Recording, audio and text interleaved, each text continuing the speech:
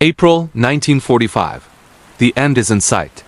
For the men of the U.S. 4th Armored and 89th Infantry Divisions, it feels like the war is finally unraveling. Every town captured, every mile gained is another step closer to home. We've been pushing through the heart of Germany, through the forests of Thuringia, and the air is thick with the promise of victory.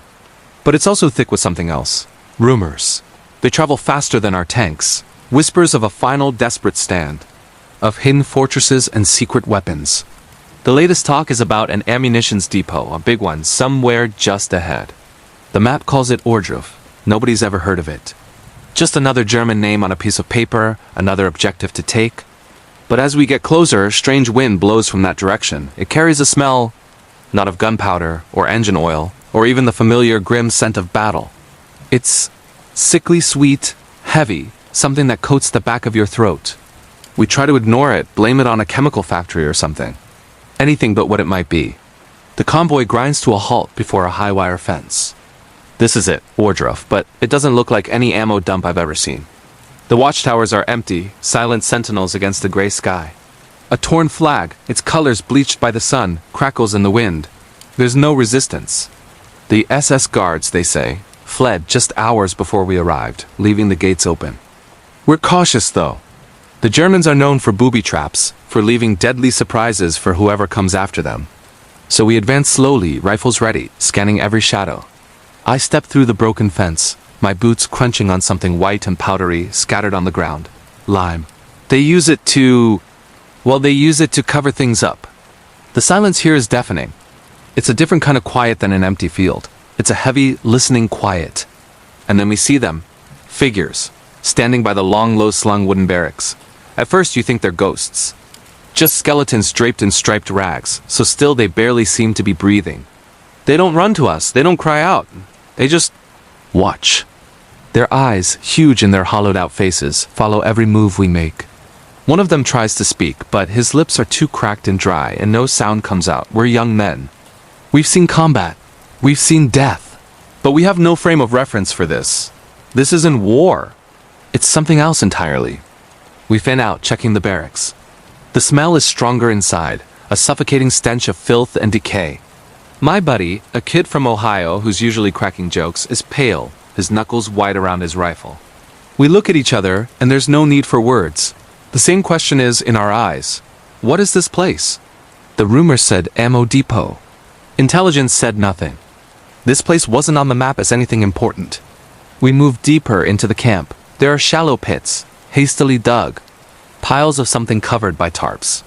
I reach a shed at the edge of the compound, its door slightly ajar. Every instinct screams not to open it, to just turn back and report that the camp is secure. But you have to know. You have to understand what it is you found. Taking a breath that does nothing to steady my nerves, I push the wooden door open. The light spills into the darkness, and for a second, my mind refuses to process what I'm seeing. It can't be real. It's a pile, a tangle of... It contradicts every rumor, every expectation, everything I thought I knew about this war. My stomach turns. I stumble back, my hand flying to my mouth. Someone needs to see this. Not just our captain. Not just a colonel. Everyone. I find my sergeant, my voice tight, barely a whisper. Get on the radio, I tell him. Call headquarters. Get a general down here. Get all of them. They won't believe it unless they see it for themselves.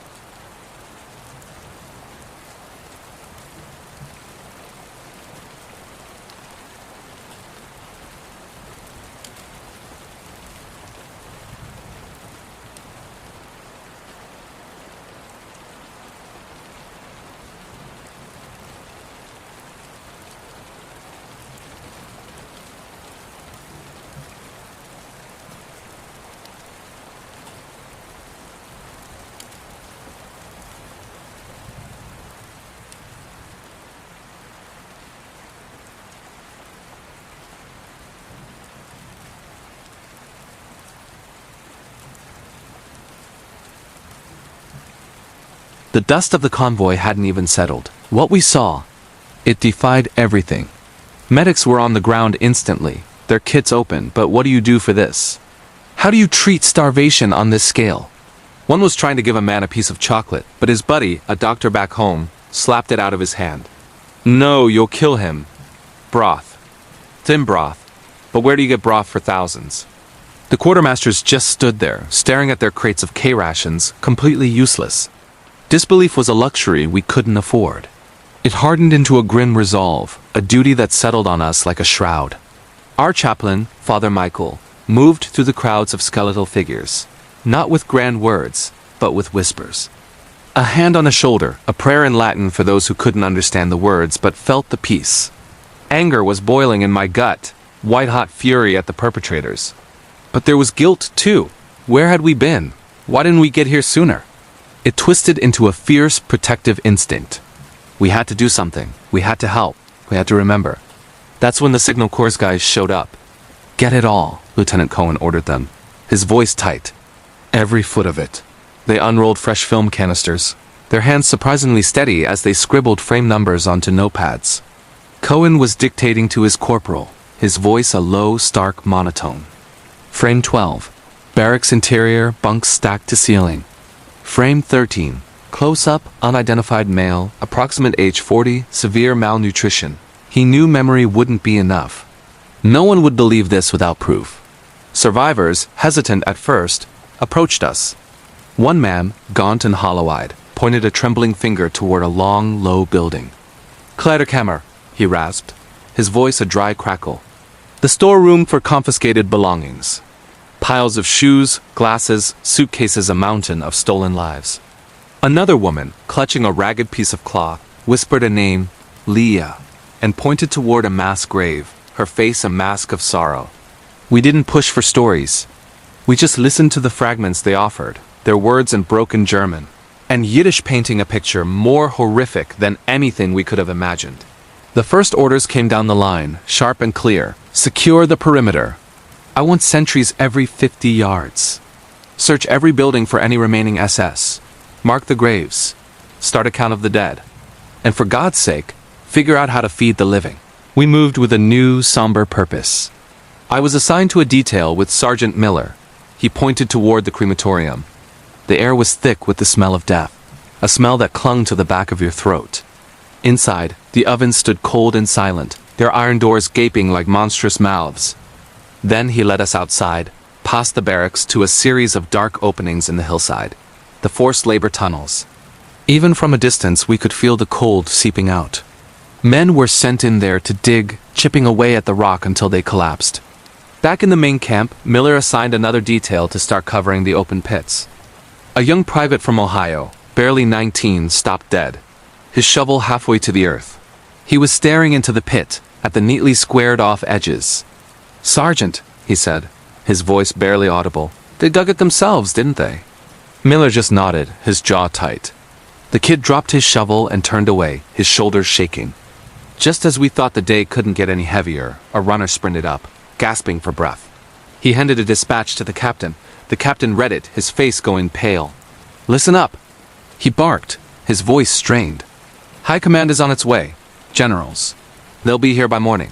A murmur went through the men. We looked at each other, at the scenes of horror all around us. How were we supposed to explain this? How could we find the words to describe what we could barely comprehend ourselves? We had become the first witness. Just days later, 3 figures walked to the same scorched earth.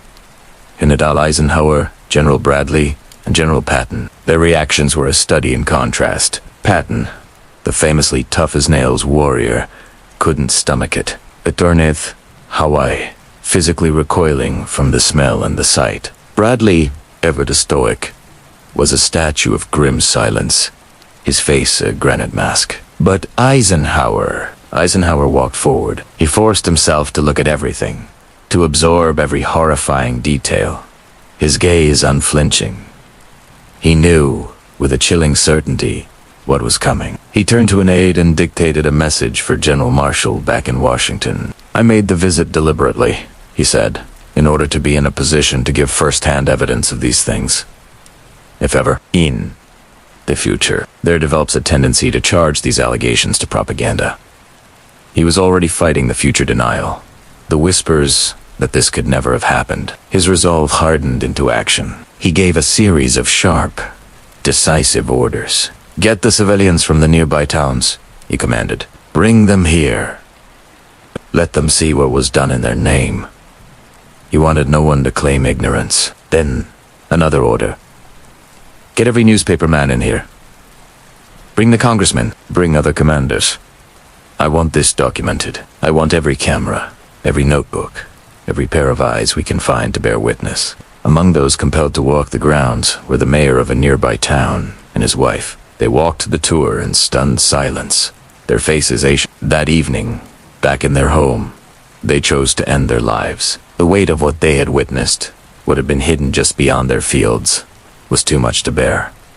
The truth had its own kind of shrapnel. Soon, the press arrived. Journalists scribbled furiously in their notepads, their hands shaking. Behind them, standing guard, were the American GIs who had first discovered this place. They stood with their arms folded, their young faces aged beyond their years, their eyes reed-rimmed and hollow. They weren't there for the spectacle. They were the first witnesses, their presence a silent, moral weight pressing down on the scene, ensuring the story was told right. One young soldier tried to write a letter home that night. He started, stopped, and stared at the blank page. He later admitted to his bunkmate, "How do you explain this? How do you put this into words for Mom and Dad?" But he picked up his pen and wrote anyway, because the silence was worse. The need to tell someone, anyone, was a physical ache. Amidst the horror, a new, somber task began.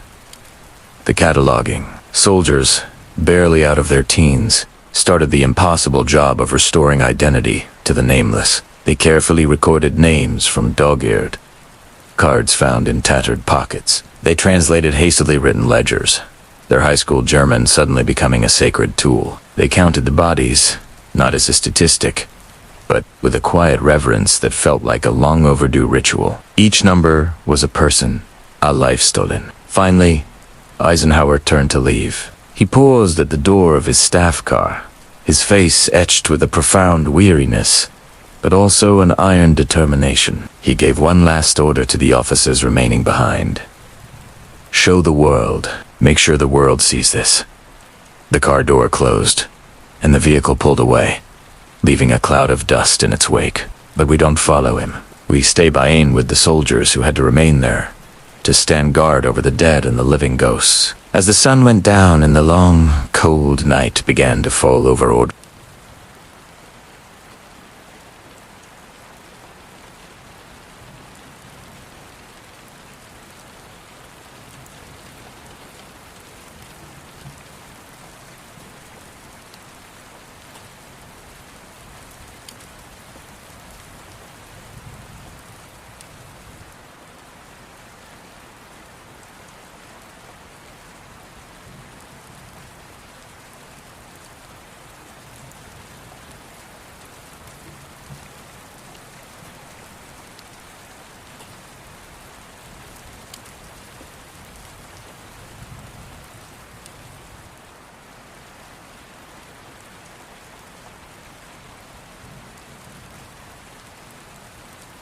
The momentum from Ohrdruf carried forward, a tidal wave of discovery rolling across the heart of Germany. April 11, 1945. The U.S. 6th Armored Division enters Buchenwald, just a few miles from the cultured city of Weimar. The scenes that greet them defy language. Here, a medic learns a brutal lesson in human physiology. Giving a starving man a full meal can kill him. It's called refeeding syndrome. Kindness becomes another casualty of this calculated war on humanity. They have to dole out sustenance in tiny, agonizing increments, watching men die from the very act of rescue. Just over 2 weeks later, on April 29th, the 45th Infantry Division reaches Dachau. The air is thick with the stench of death and typhus. Inside, a young GI, barely out of his teens, stands guard over captured SS soldiers. He feels a rage so pure, so primal, it shakes him to his core. He clutches his rifle, his knuckles white, fighting a war within himself, the war between vengeance and the very laws he's fighting to uphold. In the chaos of that first day, discipline frayed. Some SS guards were shot by enraged soldiers. It was a moment of raw fury, a stain that commanders would later have to confront, a testament to the sheer psychological weight of what they had found. At the Mauthausen camp in Austria, liberated on May 5th, a sergeant with the Signal Corps documents the horror. He shoots roll after roll of film, his hands steady, his eye clinical. But there's one canister he can't bring himself to develop. He knows what's on it. He saw it through the lens, and the thought of seeing it again, of making it permanent in the darkroom, is more than he can bear. He puts it away, a private trauma locked in a metal tin. For the liberators, the pattern became undeniable. Ohrdruf was not an anomaly. This was a system, an industrial-scale network of annihilation. Buchenwald, Dachau, Mauthausen, Bergen-Belsen, each name was a new chapter in the same book of horrors. And for the survivors? The world began again, one small monumental first at a time. The first sip of clean water that didn't come from a muddy puddle. The first shave, scraping away the filth of the camp to reveal a human face underneath. The first time a name was spoken aloud, not as a number barked by a guard, but as a person, reclaimed from the abyss. Each act was a quiet revolution. In the towns nearby, the American forces made a decision. The local German population would not be allowed to look away. They were marched to the camps. They were made to see. They were handed shovels and ordered to help with the burials. Silent processions of townspeople, their faces grim and unreadable, carried the emaciated bodies to mass graves. There were no grand speeches, no soaring condemnations. There was only the heavy silence of complicity and the irrefutable truth of the dead. The soldiers documented everything. They wrote letters home that censors struggled to process. They took photographs that would sear themselves into the public consciousness. They took sworn affidavits from survivors, building a mountain of evidence. An archive of atrocity was growing, piece by painstaking piece, a promise of a future reckoning. But for the men on the ground, a question hung in the poised air, a question that could not be dodged. After seeing this, how do you keep fighting? And when the fighting is finally over, how do you ever go home? Thank you for watching. If you found this content meaningful, please consider subscribing and sharing to help us continue telling these vital stories.